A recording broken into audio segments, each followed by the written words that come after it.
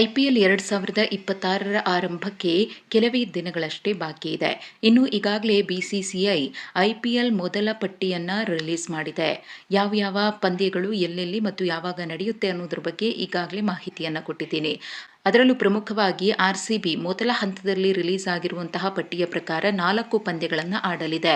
ಹಾಗಿದ್ರೆ ಆರ್ಸಿಬಿ ಆಡುವ ಆ 4 ಪಂದ್ಯಗಳು ಯಾವ್ಯಾವು, ಯಾರ ವಿರುದ್ಧ ಮತ್ತು ಎಲ್ಲಿ ಅನ್ನೋದನ್ನು ನೋಡೋದಾದ್ರೆ, ಮಾರ್ಚ್ 28ರಂದು ಉದ್ಘಾಟನಾ ಪಂದ್ಯ ನಡೆಯಲಿದೆ.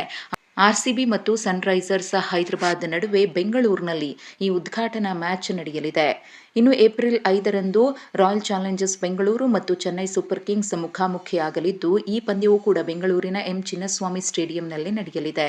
ಇನ್ನು ಏಪ್ರಿಲ್ 10ರಂದು ಆರ್ಸಿಬಿ ಮತ್ತು ರಾಜಸ್ಥಾನ್ ರಾಯಲ್ಸ್ ನಡುವೆ ಹಣಾಹಣಿ ನಡೆಯಲಿದ್ದು, ಈ ಪಂದ್ಯ ಗುವಾಹಟಿಯಲ್ಲಿ ನಡೆಯಲಿದೆ. ಏಪ್ರಿಲ್ 12ರಂದು ಆರ್ಸಿಬಿ ಮತ್ತು ಮುಂಬೈ ಇಂಡಿಯನ್ಸ್ ಮುಖಾಮುಖಿಯಾಗಲಿದ್ದು, ಈ ಪಂದ್ಯ ಮುಂಬೈನಲ್ಲಿ ನಡೆಯಲಿದೆ.